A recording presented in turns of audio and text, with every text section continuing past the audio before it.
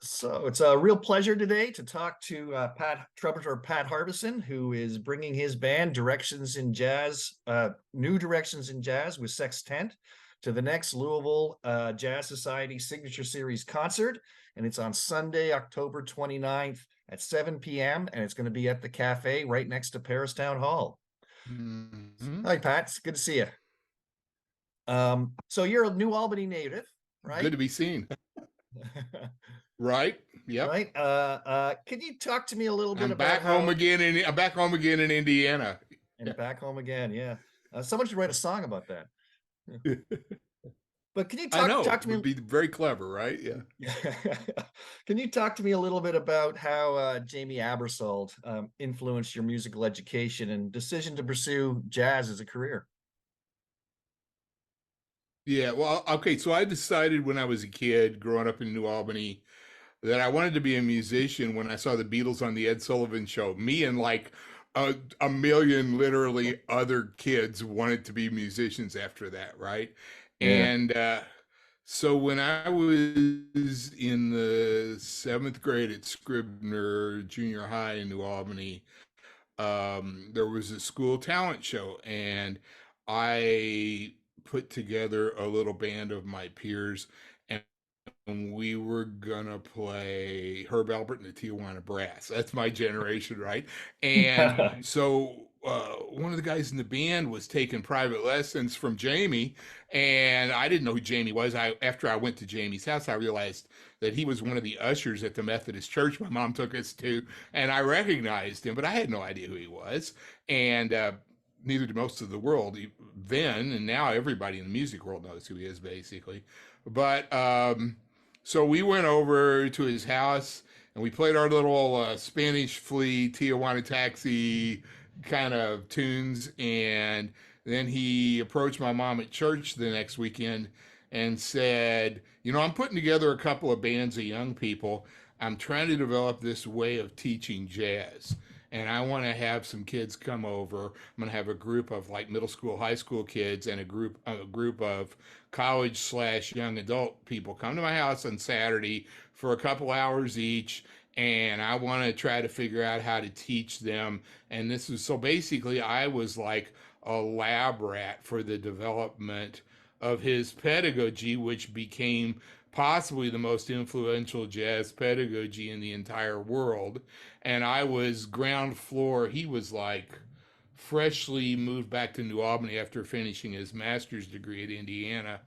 And so I got started, and I always tell people now I grew up in Jamey's basement. Almost literally before I got my driver's license, I'd get on my Schwinn Stingray and ride over to his house after school and just hang out and listen to records and talk to him about music and borrow his records and take them home, and go over every Saturday and play. And one thing led to another, and And by the time I was you heard a little more than Herb Albert, I'm Oh sure. yeah, a whole lot more. And I got to meet a lot of first like Louisville area musicians through Jamey, and Yeah. some of whom are still around, and the some of the other folks in the group I was playing. He couldn't find a kid bass player, so the late amazing Phil Bailey played bass with us kids, but Jonathan Wolf played piano and Mike Hyman played drums, and I was like 12 and they were like 9,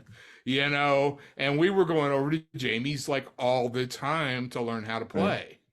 And so one thing led to another, and that was, the first step on this long, arduous now, like, gosh, 55, 56 year path. Right, right. Well, lucky for you. You grew up in New Yeah, Albany I then. assumed everybody had a guy like Jamey down the street in every town in America, and it wasn't until I started like going around and meeting kids in other places that I realized, oh, this like is a strangely unique Yeah, situation that I yeah, stumbled into. yeah. Well, so you got a degree from U of L. I guess it was Yep. a trumpet performance degree, Music education. Yep. music education degree. Well, Got a that makes music sense. education. My parents thought a good life for me would be to be a high school band director, but I had different kinds of aspirations, and So Sure. I got the music ed degree, and Yeah, and then headed off to New York City to play. right, I taught part time like my last 2 years at U of L at IU Southeast. Well, I was still finishing my bachelor's degree, and the year after I graduated, and I was gigging around town with all kinds of folks, and I taught for that year at Bellarmine, and then myself and Tim Whalen and Ken Sloan and Mark Plank, who was a great drummer who grew up around here, we all decided we wanted to move to New York and see what that was like. And so in '78 we moved, and I was there for a couple of years. Uh, Personally, How playing. did that shape your career Oh, that was great. Well, I mean, and your I met a playing? ton. I heard a bunch of unbelievable musicians. I hung out with a bunch of really great people. Some, I got to hear some of the elders while they were still playing. I mean, I got to hear Dexter Gordon and spent a lot of time with Woody Shaw and over again with all these guys and, Kenny Barron and all, and my friends that I already knew from I was the student at Jamey's camps for the first few years he did them, and then I was on the faculty from the age of 20. So I knew a whole bunch of people, both elders to me like Rufus Reed and people like that, and Dave Liebman and Slide Hampton, and I also knew a bunch of guys my age who now, in retrospect, they're like super heavyweight jazz musicians in New York, cats like Jim Snydero and Rich Perry, and they were just the guys going to jazz camp with me at the time in the '70s, and so we got to play a lot. I got to hear a bunch of heavy people. I tell people I played a bunch of great music for very little money, and I made some okay survival level money freelancing, playing usually music that I really didn't want to be playing for the rest of my life. Let's put it that way. Right, right, And so after a few years, I re-met my wife. I had known her ever since seventh grade, but we hadn't seen each other in like 8 or 9 years. And we re-met at a party one Christmas when I came home to visit my folks, and it went pretty fast, and we decided to get married, and I decided I didn't want to have a family in New York because I wasn't sure how I would be able to afford that unless I went on the right, road. And why live in New York if you're going to be on the right, road away from your family, right? So right, right. we moved back to the Midwest at that point, and I was an artist in residence for a couple of years in the school system in northern Indiana. And then I went to grad school at Indiana and got a master's degree, stayed with a great trumpet teacher named Bill Adam, and also with David Baker. And then when I was almost done with my master's degree, I joined the faculty at University of Cincinnati at the College Right. Conservatory of Music there, and went back and finished my degree in summer school, and had a bunch of great experiences living in Cincinnati. Those were really good years for me, getting to play a lot. I mean, I was playing 4 or 5 gigs a week, Right. and with really So you're great able to people. balance the teaching and the playing. Yeah, yeah. I mean, I was young and I was stupid, and I was taking 3 2-hour naps a day instead of getting a good night's sleep. And then, you know, being the dad who coached the kiddie AAU basketball team and taught all day at the conservatory and went out and played almost every night and But I three get the gigs on the sense, weekend. I was reading your teacher at IU was Bill Adam, right? Right, yeah, yeah, Yeah, yeah. and I was reading your version, or at least your people who had you as a teacher, Hmm. his philosophy for playing. And it really struck me that playing imagination drives the music. Two things stuck out. As a non-trumpet player, Right, right, right, imagination drives the music, and relax. Music is supposed to be fun. We don't work music, we play music. I get the right. sense in listening you talk about your career that this has been a lot of play for you. It's been a lot of fun. It takes a lot of energy, but it's not really ever been work. You know, it's consuming and it's energy, but it's such a passionate thing. And I get such joy out of it and continue to, like I said, 55 years into it, I'm still just like the kid that started going to Jamey's basement, you know? Right. Can you tell me about And the, sorry, oh, go ahead. No, it's great. can you tell me a little bit of the importance of teaching in your career? You've been teaching you taught at the conservatory in University of Cincinnati, and then you taught at IU, and I see you've got a new appointment now at the University of Illinois. Right. I did 13 years in Cincinnati.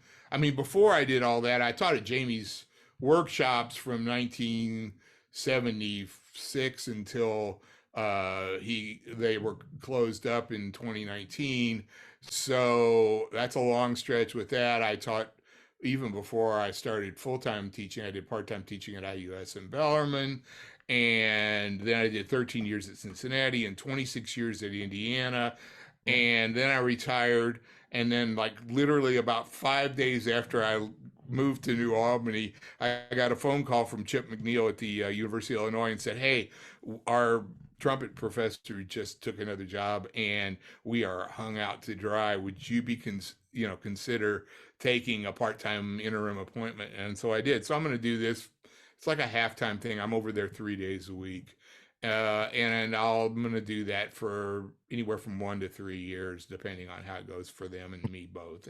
Right. But I mean, like when I was a kid, I knew almost from the start that I mean, Jamey was a great teacher, and he was a model, because here's somebody who had devoted his life to teaching, and through teaching, helping others, and using the music as a way to just sort of raise the general level of humanity and the community. And my sense of always trying to raise uh, the quality of life and using my music as a way to create relationships and build community, everywhere I've lived, and the larger, like, global community of musicians and music lovers. And so modeling on Jamey first, and then later some of my other role models, like David Baker was another giant influence, and Dominic Sparrow, who was also one of my IU mentors, and Leon Rapier, who was the first trumpet in the Louisville Orchestra for decades, who was my trumpet teacher at U of L. I just knew that all these people had struck this balance that was very appealing to me, between teaching, the stability that had the sort of relationship building and the human investment, and still being high level creative artists. And I liked that balance rather than doing one thing. I kind of always saw myself with the yin and the yang of the teaching and the playing. I mean, like, every great jazz musician in a way was a teacher, but it was more in a mentor mentee kind of apprentice, Right. master apprentice situation.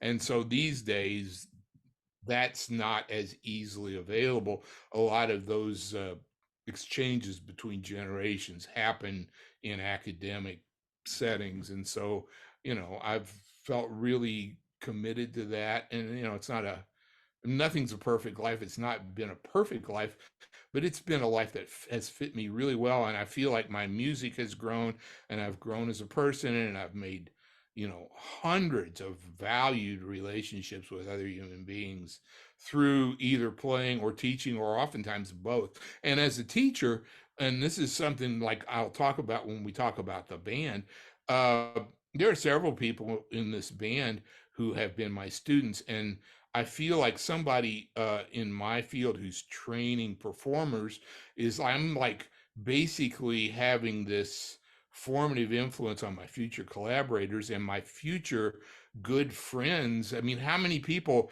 can grab somebody when they're young, have an influence on them, and turn them into one of your best friends, and somebody who's a valued colleague to boot, and Right. I've loved that aspect of it. Well, it must be energizing to play with a lot of promising young musicians that you get the Yes. opportunity to do. And I, that's always been a conscious thing. I mean, one of the things that's happened in the last few decades partly because of the way the economics of the music business has changed, but partly because of the influence of academia, is that all the old guys play together and all the young folks play together. But the jazz tradition was always, there was a master band leader who had a band full of young apprentices, and you know, The Art Blakey you approach. the Blakey Miles Davis approach. And Wayne Shorter was Wayne Shorter because he apprenticed with Blakey, and he apprenticed with Miles, and he apprenticed before that even with Maynard Ferguson, and boom, he comes out as Wayne Shorter, and then he mentors Brian Blade and Danilo Perez and all these people in just the same way. That was really the jazz tradition, and I've always thought we need to not lose that, just because in a way, like jazz education in schools, it to me is always kind of like a buffalo farm. They're almost extinct, so you raise them in an enclosed environment, and then you hope they can thrive when you release them, you know? Right, right. Yeah. I like that analogy. So I've always worked with my peers and contemporaries, but I mean, for the last 30 years at least, I've always had a band where me, maybe sometimes one or two others of my contemporaries are the elders, and then I filled the band up with young people. So the band I'm playing with uh Sunday at the night. cafe Yeah. Sunday is like me, and at this point, like, you know, five people in their 20s and 30s, And and and several. girls. Yeah, well, okay, so that's the other thing I believe very strongly in. I've always been an equal opportunity kind of person, but not in a self-conscious way. As I told Fiona the other night, my goal was always to hire the people that I liked, that I vibed with, and that I wanted to play with. And regardless of gender, ethnicity, nationality, whatever. But then when I do that, and when I looked at like this band, and there's another version of this band where I have a different keyboard player and drummer, but like, I wasn't trying to be the only old white dude in the band, but I am. And I just hired the people I wanted to play with. Well, can you And talk it a little bit happened. about the musicians in the band then? Yeah, yes. Okay, so this band originally started out. I have this other project I do. This is one of my educational things, and it's kind of my off ramp away from academia that I want to do until I'm too old to do it anymore. But I've got these summer workshops. They're not really workshops like Jamey or like U of L's doing. I call them jazz retreats. It's a small group of adult learners, and I bring in a band, like just a combo of faculty mentors. And so the original idea for this band came because it was the faculty I've been using at the jazz retreats. And so the regular keyboard player I've been using and the regular drummer weren't available for this date. So I called Diego to sub for Jamal Baptiste, who's the regular keyboard player, who's a Bloomington based guy. And I called Fiona Polanski to sub on drums for Sean Dobbins, who's the jazz drum set prof at Indiana University. And so here we go. So the two saxophonists, Anna Nelson and Megan Pund, who Louisville audiences, if you don't know her, you need to get out more, Yeah, we've because had we've had Megan play in the Jazz Society I know classes. she's terrific, and Anna is too. And it's like they're like, like how they say brothers from another mother. I think that Anna and Megan are sisters from another mister, because they're like these two incredibly intelligent, creative young women who play saxophone and clarinet, who started out as clarinet players. And uh, Anna is finishing her doctorate at Indiana in classical clarinet. She's even played clarinet in the Louisville Orchestra as an auxiliary player. She's a super high level clarinetist, and she's a great jazz saxophone player. She's got a couple of degrees in jazz sax from Oberlin and IU, and soon to be 3 degrees in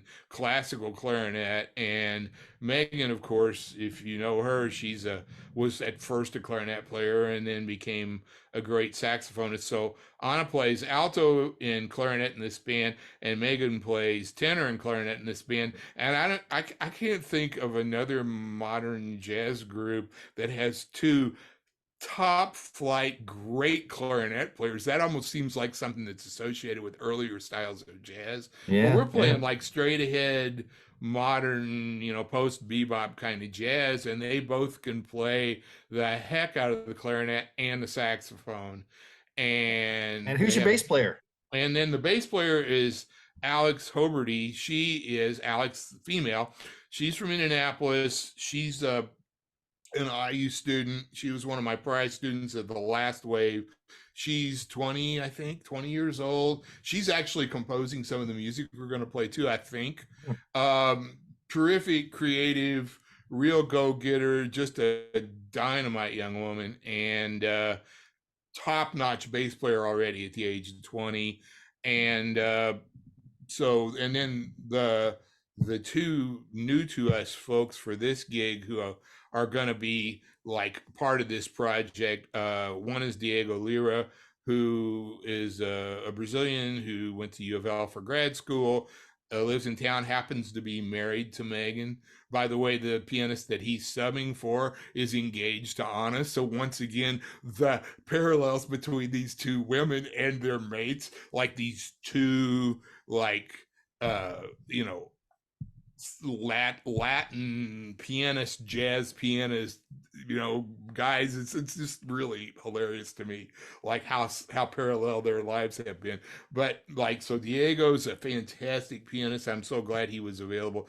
And then I just played for the first time with Fiona Polensky last week in Lexington for the series they do at the public library, and she came highly recommended to me by a couple of mutual friends. And I thought, well, I don't see her playing jazz around town that much. Well, she's playing lots of rock and pop and contemporary stuff that somebody who's 25 would be playing. But we played this gig at the library, and like, it was so brilliant and so creative. It took the top of my head off, and I just said, oh, here's somebody that nobody's playing with, who to me is on a peer level with the great, jazz drummers in this town, the Mike Hyman, Jonathan Higgins, Terry O'Mahony. I mean, I had that much fun playing with Fiona in a different kind of more contemporary, creative way. She's got a very personal voice and style already. And I'm super excited to be doing more projects going forward with her. So it's a great opportunity to highlight her to the jazz audience here in town. Absolutely. My only biggest problem is if she's not a well-kept secret anymore, I won't be able to get her to be available because everybody will be calling her to do stuff, Right, and I kind of feel that that's the downside of working with these young players who are on the uptick. It's like, once you like help mentor them and you get them really happening and the world becomes more aware of them, they're not available to play anymore. So then you got to reload. Well, that's more opportunities to get good young players playing, right? And that's the jazz tradition too, right? Yeah. Right. So can you tell me a little more about the tunes you'll be playing? You said there's going to be some originals and some there's Alex has got a tune or two I think we're going to play. I've got a couple of my original tunes that I'm going to play. It's mostly straight ahead mainstream jazz. We're going to play some tunes by some well-known jazz composers, and we're going to play a couple of standards. We're going to play a tune by Steve Swallow and a tune by Tom Harrell. Really, really listener friendly, I think, for the most part, not super weird or super in your face, although I love that music too and like to play that. That's not what this project is about. It's pretty mainstream. This is like the 2020s version, maybe in a way, of the Jazz Messengers or the Miles Davis Quintet before it went electric. And that's kind of where we're headed with that, Well, it sounds like it'll be a fun experience for the audience as well as the players. It should be. That's my goal. I think a lot of times one of the other things that I think has happened because of jazz in academia is that jazz musicians have gotten more and more into playing for one another, and it's almost like they forget there's people out there on the other side of the stage lights. And I really try to be engaging as much as I can. For one thing, the older I get, the more I've discovered that I really love melody. And when you're young, you're trying to like get a lot of technique and get a lot of chops, and then like, oh, I got all these chops, I'm going to show them off. And so Yeah. you're cramming all these notes in, and you're playing all this fast, crazy stuff. We'll play fast, we'll play a little crazy, but not always. And there's a lot more pretty melodies and a lot more like swinging grooves, or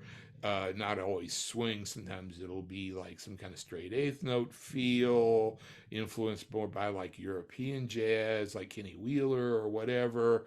We're going to play a tune that's got what they call a second line feel. It's kind of like the modern New Orleans feel, which is kind of related to the Bo Diddley. I mean, that's where it intersected with me first. Before I heard jazz guys play that way, I thought, oh, this is the Bo Diddley, Fats Domino, Neville Brothers kind of groove. But there's lots of great jazz tunes, and Fiona plays the heck out of that groove. I Sounds mean, it's great. just like, it's going to be fun. Yeah, we're going to have a Yeah. great time. Well, I'm really looking forward to it, and I know the board is really looking forward. The board of the Jazz Society, and I hope we get a big audience to hear your musicians, the young musicians play. So Yeah. that thanks to Pat for talking to me today, taking the time to talk. Again, his New Directions in Jazz Sextet will be playing on Sunday, October 19th at 7 p.m. at the Cafe as part of the Louisville Jazz Society's signature concert series. Yep, Thanks so much, Pat. Sextant, Pat Harbison and Sextant. So, Pat and I'm Harbison. going to do a so like, hopefully the people will like this. I want to record this band later this year. So, I'm going to set up a GoFundMe or one of those things, and we're going to try to document this and grow this project, because these are people I really want to work with, and explore the extensions of this tradition. So, thanks Sounds a like a lot for great. talking, Glenn. That's great. Thanks so much.